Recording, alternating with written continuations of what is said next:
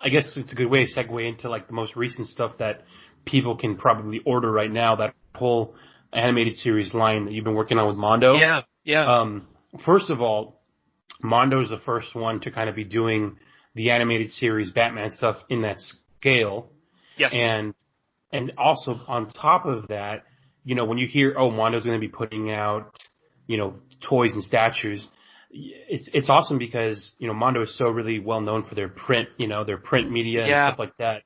That when I first heard about it, I was like, oh shit, they're going to do figures. That's going to look awesome.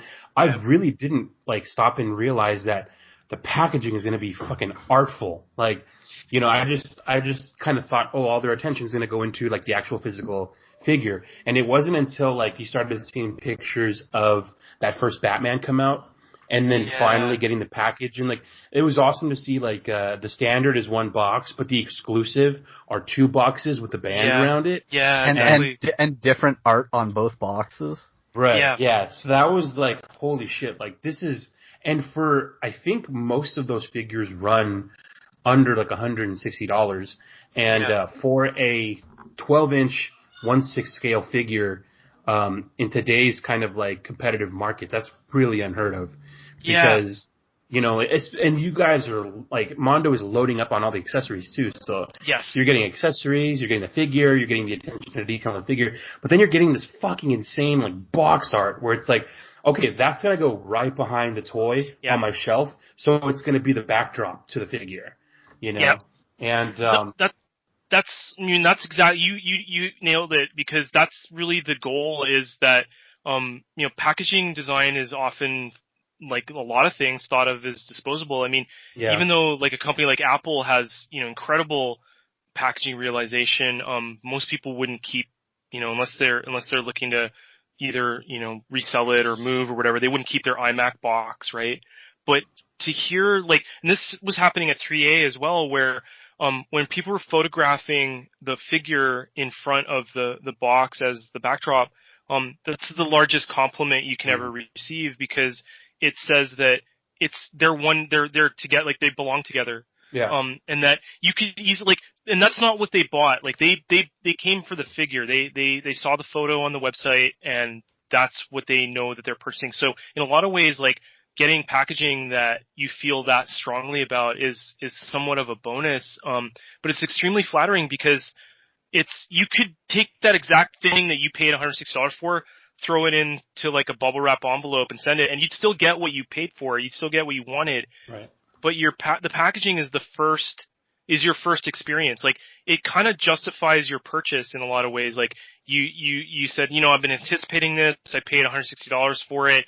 When you first crack the box open and you see that logo, and you see the top panel, or you see the front panel, it takes everything you felt about, the anticipation of buying it and justifies it for you. Yeah, it's cool too, because I mean, especially our group of guys, we all are, we all have stupid massive collections where you're probably gonna be buried with it one day. But what's nice is that like my Batman, my Mr. Freeze, I don't even have them out of the box. I literally have the box on my shelf as the display, and I don't even have to take the figure out. And it's like, I know that I don't have to worry about it getting messed up, scuffed up, whatever. I can take it out when I want, display it when I want. But, I missed out on those prints, right? If you missed out on the prints that Mondo did, no worries. Fucking City box is the print right there, Yeah. And they completely... Go ahead, Grumps. No, I was just going to say, when I took out my Mr. Freeze, I posted a picture of the figure in front of the box, because the box is so beautiful.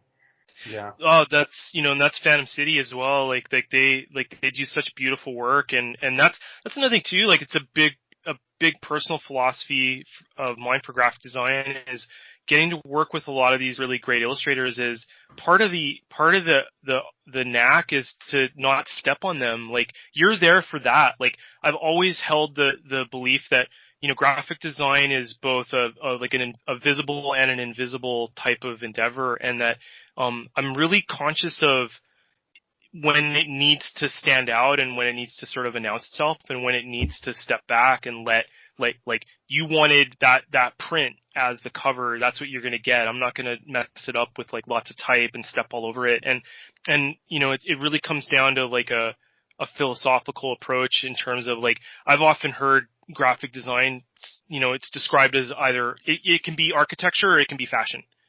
And when it's architecture, it's foundational, it's fundamental. It builds something that will sort of act as a structure, whereas fashion is something that's sort of like loud and draped over you.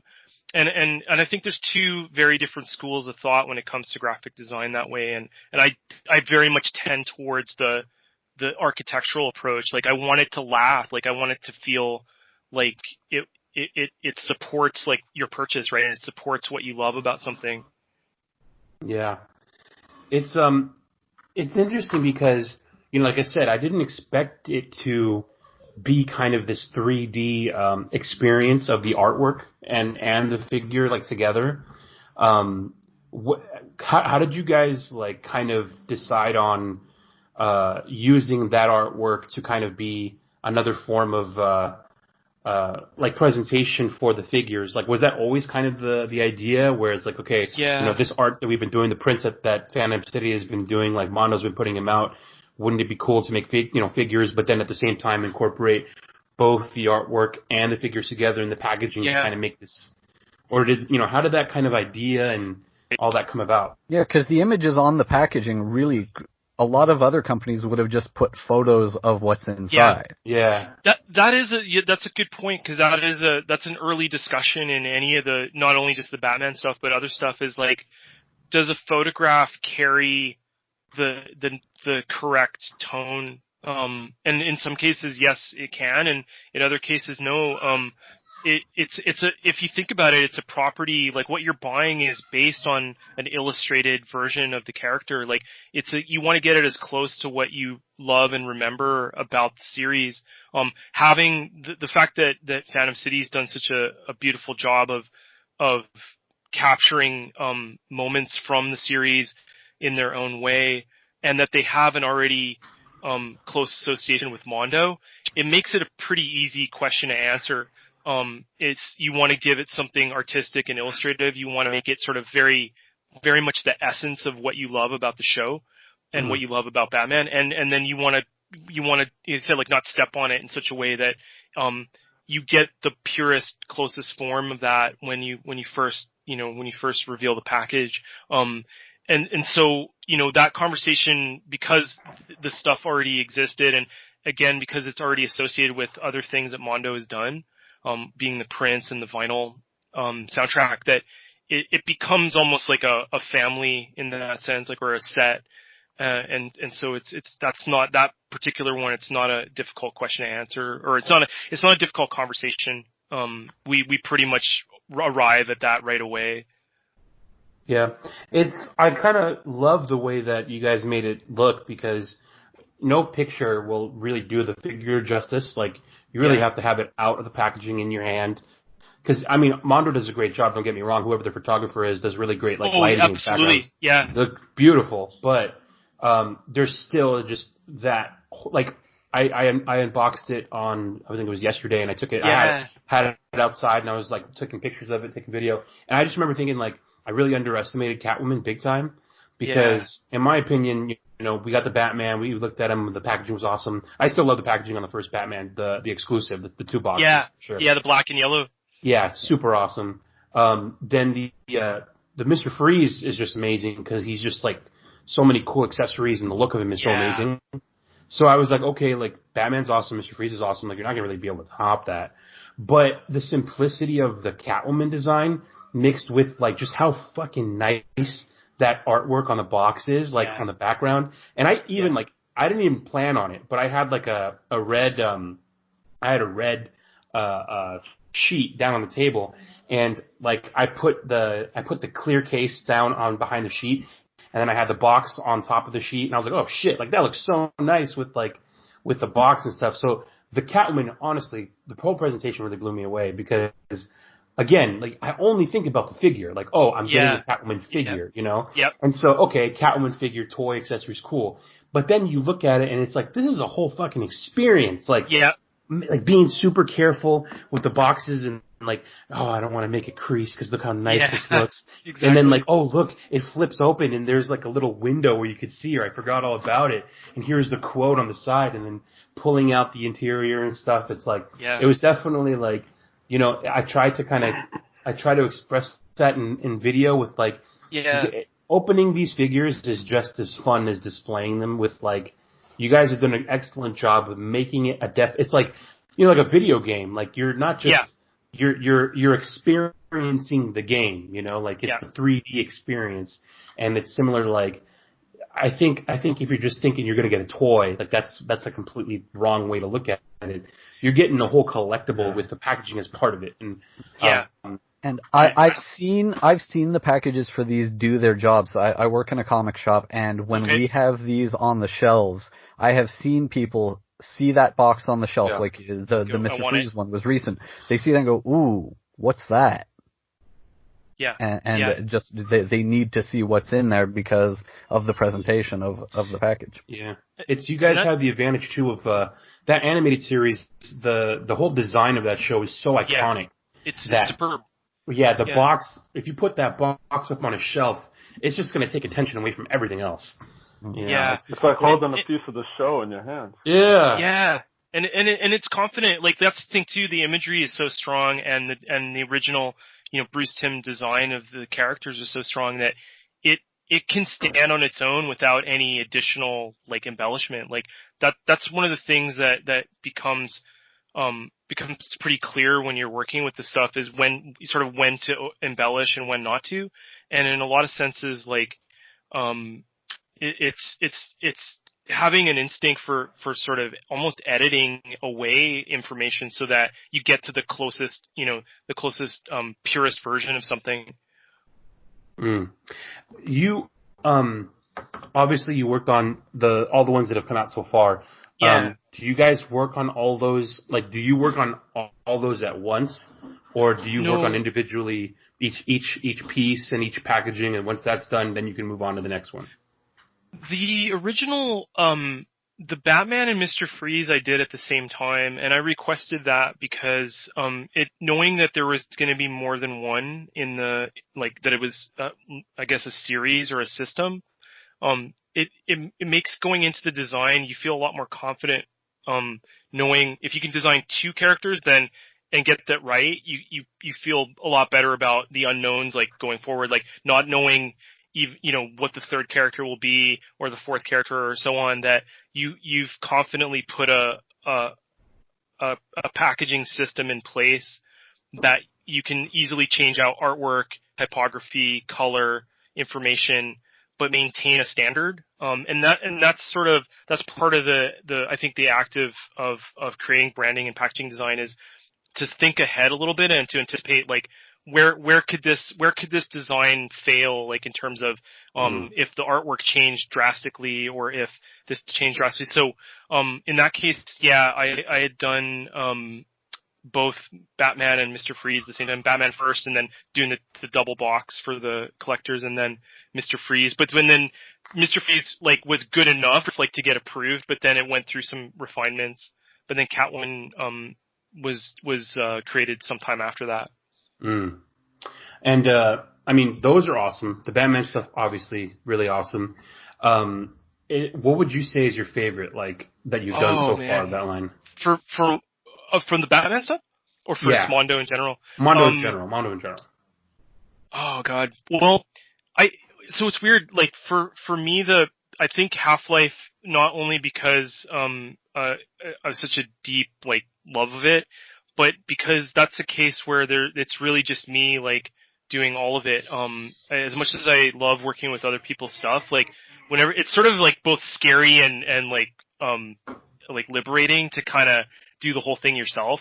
Cause I'm not an illustrator, so like that's where it's like, okay, I've got to basically get across some of the nuance and emotion that a great illustrator can pull off in their sleep, but simply do it with graphic design and typography. Like that's an interesting challenge. So in that sense, I'd probably say Half-Life, but Batman to me, just because I love Batman so much, like and the animated series and any incarnation of Batman, any chance to work on Batman is like a dream come true. So I would put that a very, very close to second, like / tied for first. And it's just because of, and it's also, it's hearing now, like your guys' reaction and response to it.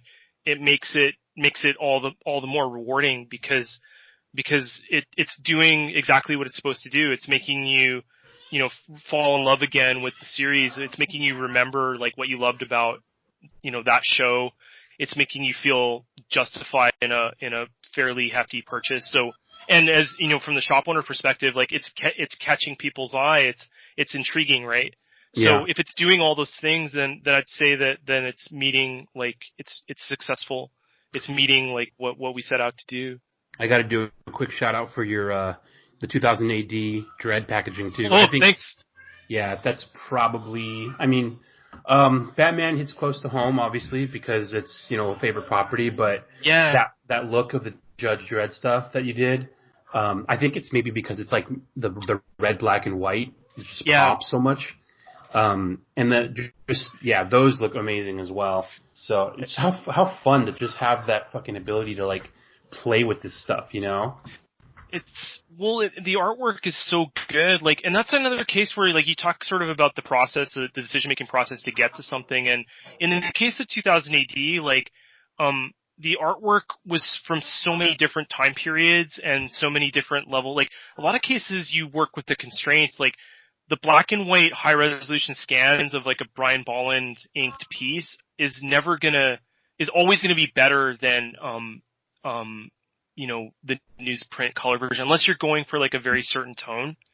But you don't get to see that. Like that's the thing with comic books now. We are getting to experience like large format, raw, high resolution scans of original artwork in ways that 10, 20 years ago you never would have seen outside of holding the original in your hand. So you've seen the black and white Batman editions, and then I don't know if you guys have ever seen like Graffiti did like this crazy edition of Dark Knight Returns. Oh, I got it. Yeah, we got it. Me too. Yeah, you can kill somebody with that thing. Like like oh my god, like in that, and like considering like what did the cover for the original artwork for issue 2, like it sold at auction back in the I think like 2012, 2013, like wasn't it like $500,000 or something? Yeah, in that area. And so like what you're holding in your hand that you bought for like $200 or $300 is the closest like you're ever going to get to holding $500,000 worth of Frank Miller artwork in your hand, right? Or millions actually, if you think of every single page. And so like that's it. Like I love the fact that stuff can exist because there is an audience for it, and there are people that are so invested in not only like the process of what somebody like Frank Miller would do, but to be able to own something like that and to be able to see it realized to that level is incredible. And so like it's the same thing when you're getting like raw scans of like Brian Bolland Judge Dredd artwork. It's like all you want to do is make it as big as you possibly can, and like as like on pack, and it contrasts the figure really well too, because if the figure's full color and you got this beautiful like stark black and white like contrasty drawing next to it, it makes for like a really interesting. It's not expected. Like we've always seen Star Wars packaging kind of have that blend of like photography and figure, right? And so it all kind of harmonizes. But to kind of flip that on its ear and go, well, what if you were to make it like really stark and really graphic? Yeah, it's a good thing.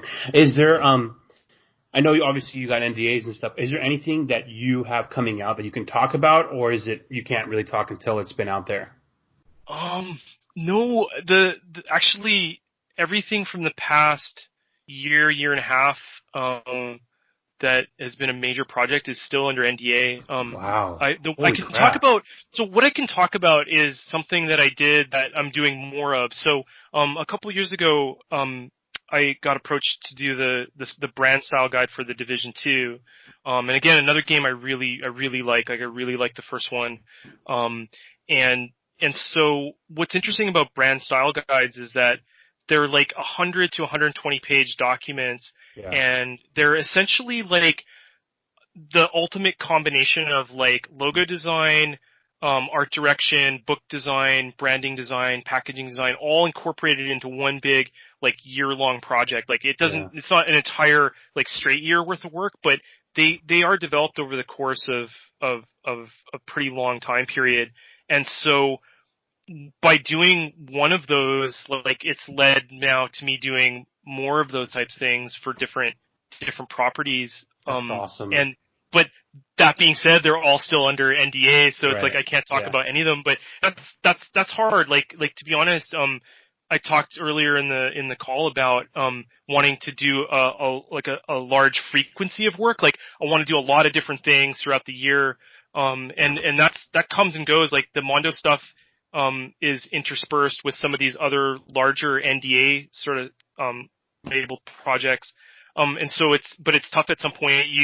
You are working on a lot of things, and so it seems like you're not really working, but you're actually working on more than you've ever worked on. So, but to me, it's like the ultimate thing. Like it's everything that I like to do and everything that I feel like that I do pretty well, all merged into one project. So, like the more of those that I can get my hands on, I'm really happy about. Dude, it's cool that you mentioned that because the Batman Returns style guide is my holy grail that I'm trying to track down at an affordable price. I've yet to see anyone offering it for probably like under like $300 to $400. Oh wow! And I as much as I would love to have it, I can't. Yeah, it's bills, man. You know, bills for So the lowest I saw someone offer was for like $370, and I almost pulled the trigger. But the thing is like that is like that's if I were to have, if you told me, dude, like you can only have one thing for the rest of your life, that just kind of one collectible, I would probably say like probably the 92 Batman Returns style guide with the art by Jose Luis Garcia. Because it's just like everything in that style guide is literally just my childhood, like just pages and pages and pages of everything I remember being a kid. How long does so you're working on one? Have you finished it? Right. How long does it take to do one? It varies. Like I said, like depending on the scope of the project and just sort of the amount of assets that get sort of laced throughout it. They can take anywhere from 6 months to 18 months. Oh, okay. What do they like? And that's what they kind of use to like pull off of like all the campaigns that they do for like. Okay. Exactly. Yep. Yeah. So if you think of it as sort of there's different terminology for them. Like sometimes they're referred to as Bibles or style Bibles or whatever. Yeah. But essentially that's it. It's the agreed upon final word on exactly like what colors we're using, exactly how the logo works, exactly how the art direction of the marketing assets work, exactly the typography, exactly like how things are laid out or sequenced, and it includes little bits of everything. Like there's even style frames for motion graphics. So it's really a sample of exactly how a marketing and licensing campaign is executed, like what you ultimately see in the form of, final trailers and final packaging and the DNA for all of that lies within these style guides. Yeah. Is there any one, like, if you could have one, like, is there any one that you would want, like, that, like, oh my God, I would love to have this one? Like, to own it or to work on it? Yeah. No, well, let's answer both. To own and also, to own it. Well, I would say something to do with, I don't know if it even exists, but like, you've all seen the documentaries on Netflix for like the toys that made us, and I'm fascinated.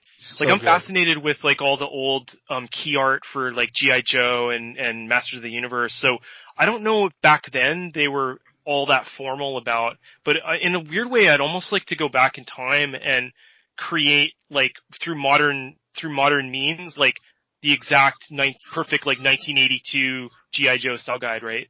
That'd be amazing.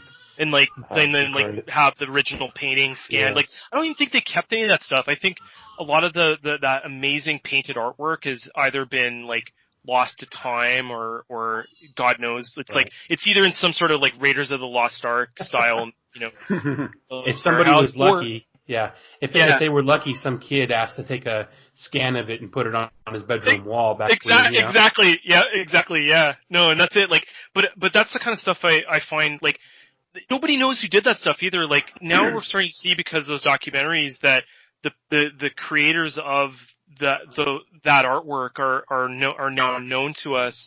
And I'm happy about that, because I think that those are sort of the cornerstones of our childhood and our pop culture that we know now.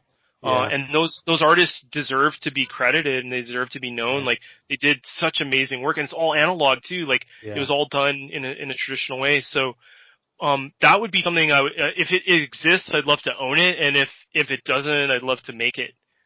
I love the one that they did on Star Wars where, like, they show you that it was literally like kit bashing figures. And just taking photos of it, and that's what they used.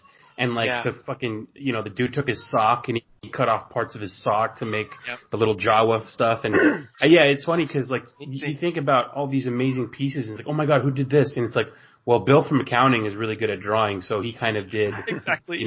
He did the box design for this. So, but it's pretty.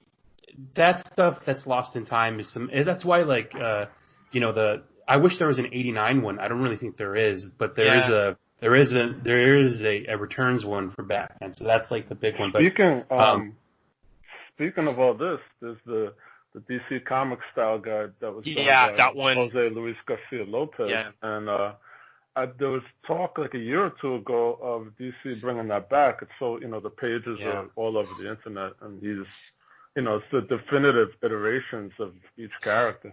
That's awesome, because I think they used like the superpower stuff off of that stuff too. Yeah, all that exactly. all the colors, the colors and all the that was the best. That's a good one. Go ahead. I'll send you a link to there a couple of years ago, maybe a little longer, like 5 or 6 years ago. A group of, I think, a couple of graphic designers, they managed to figure out a way to recreate the NASA style guide. They got permission and everything else is legit. And it was a crowdfunded endeavor. I think it was on Kickstarter, and then again, it was enormously successful.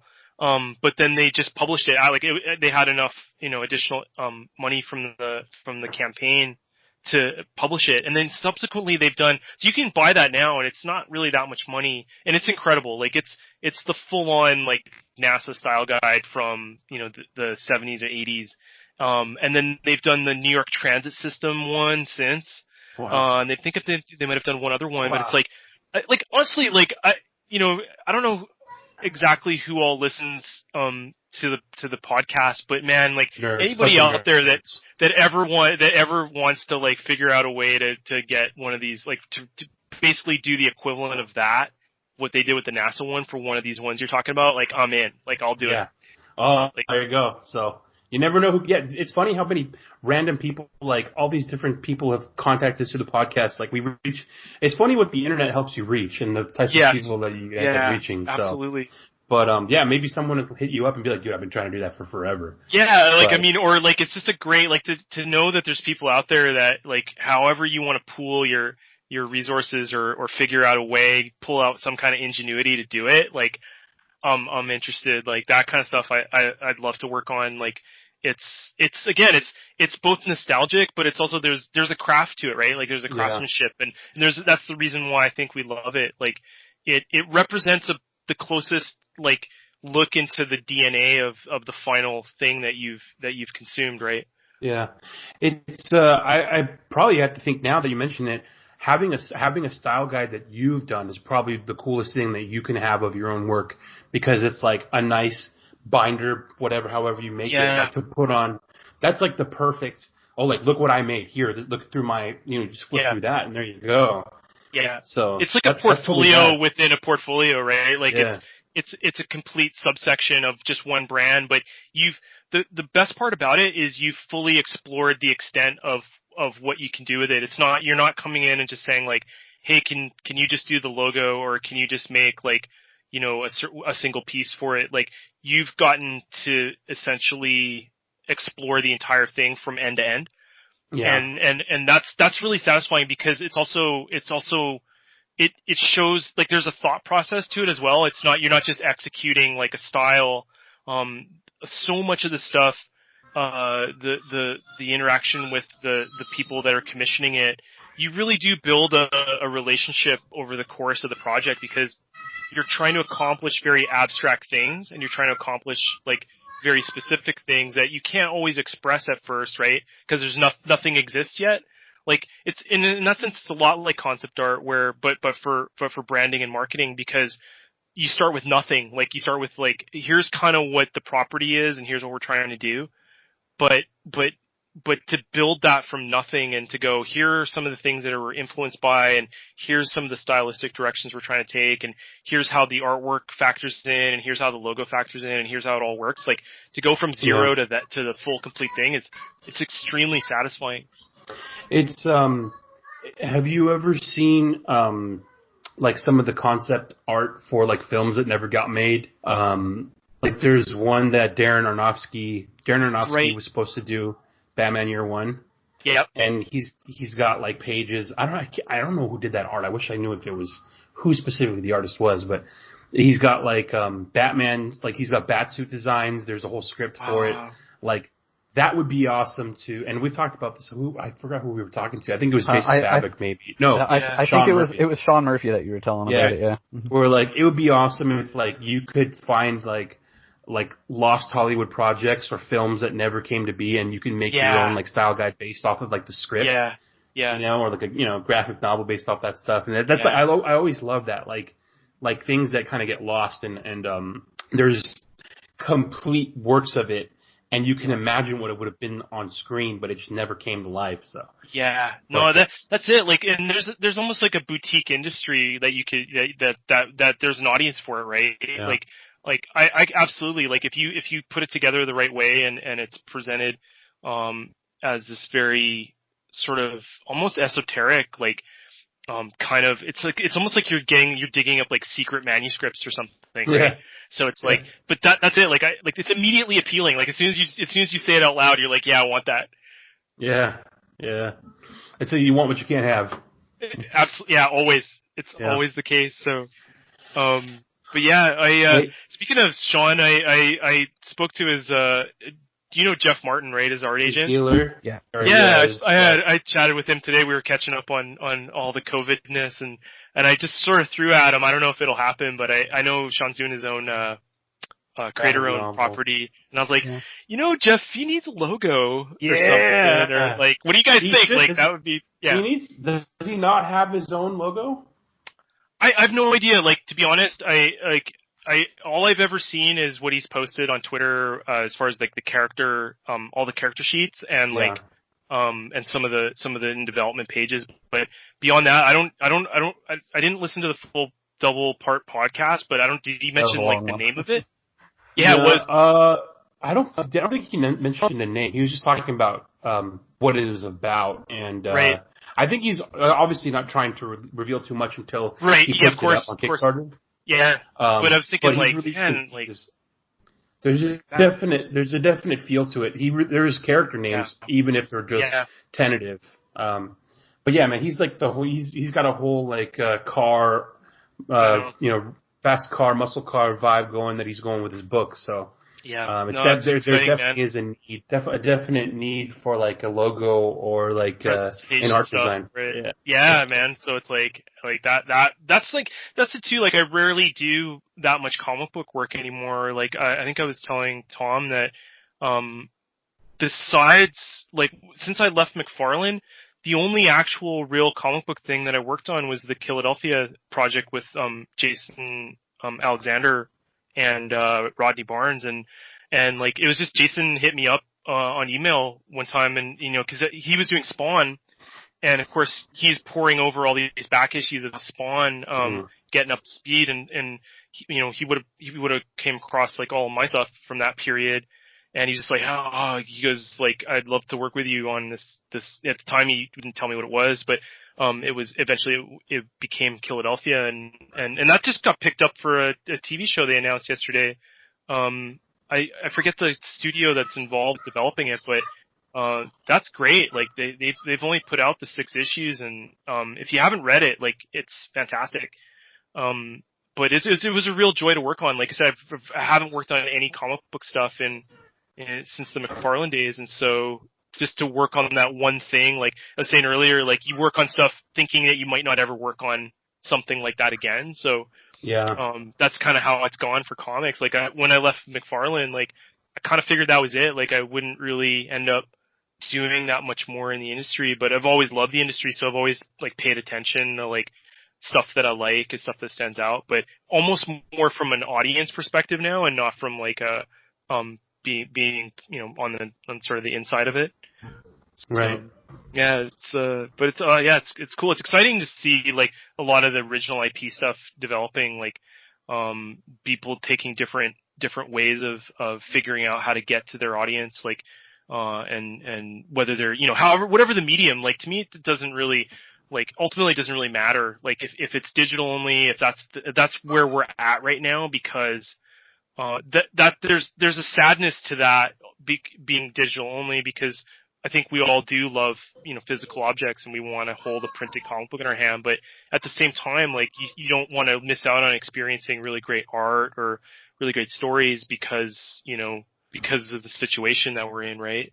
Yeah. And so I feel like, and that's sort of the thing that's interesting right now. Like I'm not actively involved in the comic industry, but hearing a lot of the conversations going on, you can feel that people are facing like very, very tough decisions and very almost like existential moments of like, we've never imagined like that this would be happening, right? Yeah. It's actually funny, like right before we got on with you, Robin and I were just talking, like DC Comics sends us, well, they did. They were sending us advanced digital copies of all their stuff for review samples. So they would send it to you, so press outlets can review it and do whatever they do with it. And Robin was like, "Hey, man, the folder's empty. It's completely cleared." And I remember like, "Oh shit, dude! Like the day has come. The day has come. Like they're the reckoning. The shop. Yeah." Like, Warner Brothers is scrapping out and they're cleaning house. There's no more, they're probably going to start putting out comics directly under them. No more DC Comics. And I remember like just having like a quick heart attack and like checking my email and being like, oh no, it just needs what is it called? Two-face authentication. Yeah. So I was like, oh, we just got to send them like a second email to make sure that we have access. But we're just edged about what's going to happen. Yeah, that's the reality, is like all the stuff that we're so accustomed and used to having and not even thinking about where it comes from. It's all up in the air right now because, we kind of have been dependent upon, a lot of things have been dependent upon, and not just like comics, but in general, like companies, people with if you don't have the ability to work on some form of like digital platform, like how are you working right now? And it's just insane. We're being forced into the digital age. All the last remaining parts of our society that haven't yet gone digital and haven't gone paperless are kind of being forced in that direction. Yeah. And it's just in 5-10 years, it's going to be a completely different world because of this 1 year. Yeah. Exactly. Yeah, and it's I was just like, I got a 3-year-old kid. I don't know if you can hear him screaming through the door. No, not at all. Yeah, I mean, I'm trying to what do you call it? Mute it as much as I can, but I don't even know how much it's getting through. But it's like this. He's about to be 4 years old, and I keep thinking like this is going to be his first memories of like wearing masks everywhere you go, not being able to touch anything, wearing gloves. Like we're literally living in a historical time, like a life-changing event, and we're going to look back on it, and it's the landscape of what it changes is going to be completely different. The good thing though is that there was already so much in place with like a lot of this stuff, like video games are never going away. You know what I mean? Yeah, like, that kind of stuff video games have been ahead of their time for forever, and there's no like worry as far as that, but other things that like exist in the physical realm, like what's going to happen. I really do think that a good thing to look at is the music industry, because I think record companies had the ability to go digital for the longest time. They just didn't want to because they wanted to continue making money off the physical product, which at the time was making tons of money. Yeah. And then some fucking kid in college figures out how to just steal that shit and give it to He was the COVID of the music industry. Oh my God, it was. It literally was. And it's like just two kids in college just figured out how to just fucking change everything. And they, it went into a complete panic. And the thing that come out of it though is there was a lot of change, but there's still demand. There's still always going to be people who want physical media, and you just got to find those people. You got to find those people, and you got to birth new ones. Like, collectors give rise to other collectors. There's always going to be a bug that you catch that makes you want to hold the action figure or a comic book or whatever it might be. You're always going to want something physical because it's a it's funny because Robin actually made me realize this. Why do we love Batman? Why do we love this? Why do we love that? And I remember we were talking about it one time, and I was describing one of my first memories. I wasn't even 3 years old yet. I was 2, and I remember in 1989. I was 3 months away from I was 2 months away from turning 3.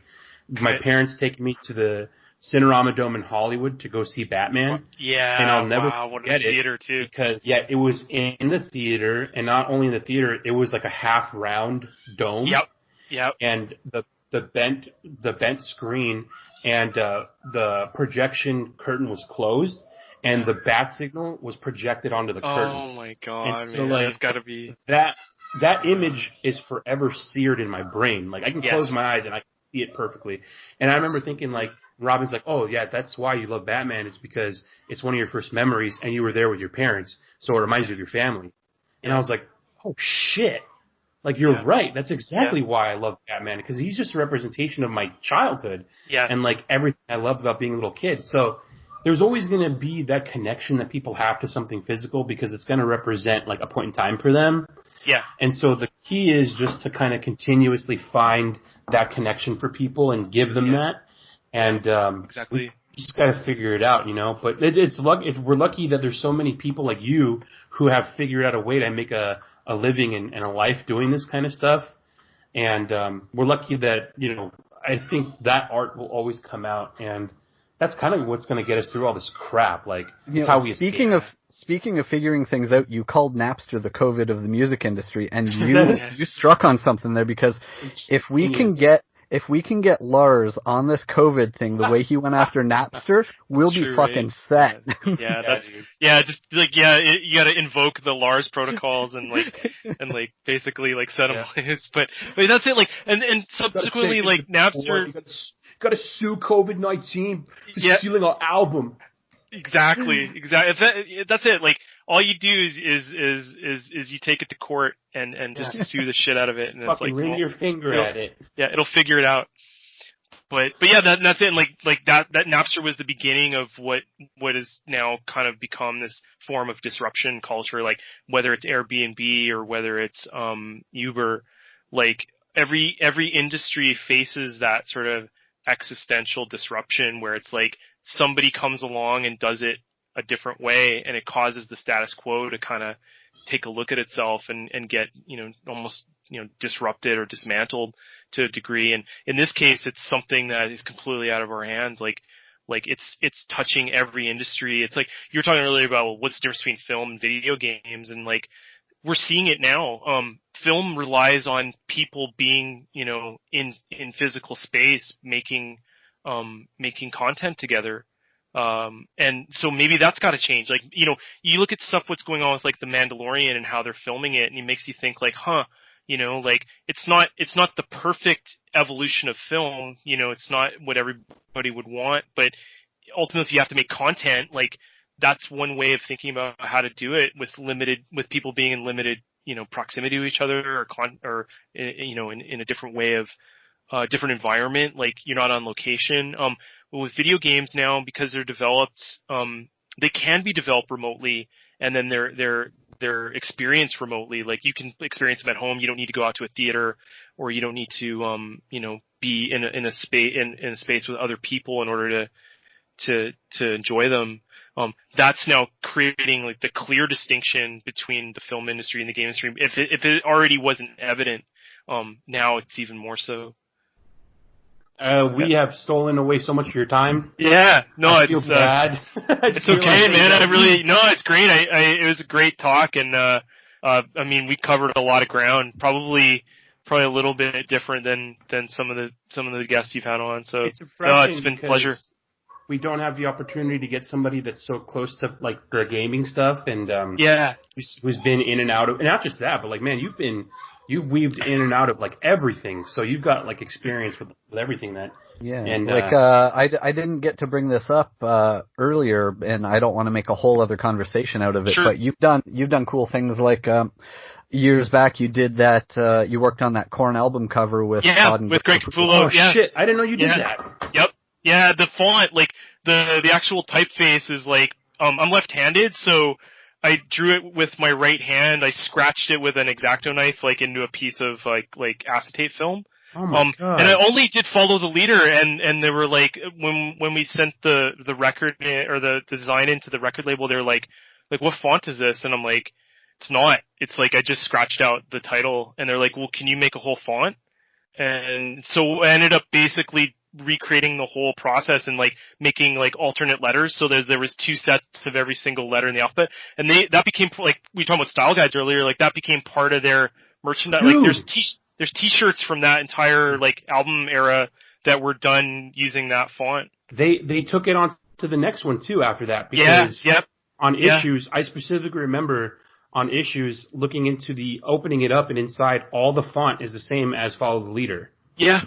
Holy shit! That's the first ever font. I think it's probably the only font I ever really designed. Like, even for the Oilers, like the nameplate on the back of the jersey and all the numbers, it's all custom design typography from scratch. But how different, right? Like to go from like a sports jersey to like, you know, a metal band. Yeah, a metal band. Like, so that's in a nutshell. That's kind of my career, right? Like, I'm Korn on in a hockey jersey. Dude, that's crazy. Like. Because, okay, now you can kind of talk about, like, I actually meant to say this earlier, more people have touched your stuff, like, literally, physically, more people have physically had their hands on your work than I think of anybody that we've talked to. That can't be true. I gotta look at McFarlane and Capullo and... Well, they're the giants to me. Physically, though, like, you're a part of that with Korn. Yeah. I'm gonna look it up right now. Watch, let me see. How many... Here, I'll look it up right now. With that specific record, follow, because it's like multi-platinum. Follow it's funny too, because there is. I was listening to this podcast with a drummer from the Black Keys. He was on Joe Rogan, and he was talking about how that year when that album came out, it was like 90. What was that, like 97 maybe? 98. It was 98. So it was like 98. And he talked about how he was working in a record store in Ohio, and he remembers the day that album came out because he saw the fucking masses of kids coming to buy that record. Yeah. And he just remembers thinking like, oh my God, like this is insanity. Like the amount of kids who have come to buy this record. All right, let's see here. I remember that episode. They were very condescending about Korn. They do not like Korn, but it's completely different. Black Keys. Let me see. Did you guys collect the Spawn comic books like from that era? Because we did on the back cover for 3 months in a row, we teased like the reveal of the album. So it started out and you put all 3 together. It's like it started out in black and white, just the line art, and then it went to the middle part of the triptych was like it was the grayscale version, and then the final was what you would see cropped as the cover, but in full color, where like with the red, the girl with the red dress. But yeah, like nobody knew that like the album was coming out. Nobody knew that McFarlane and Capullo were drawing it. So like it was like kind of again, like we talked earlier about like how there's no surprises, right? Like, so we tried to do the best we could to put some like a really legit like teaser out there. Dude, okay, so I'm just looking at it right now. In the United States, platinum certification means that an album has sold 1 million copies.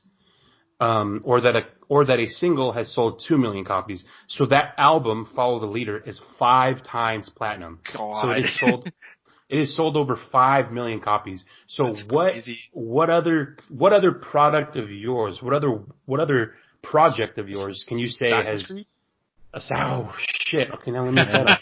Now I'm really like pick one. Like there's Assassin's Creed Brotherhood, Revelation 3. Yeah, so like there's 3 right there.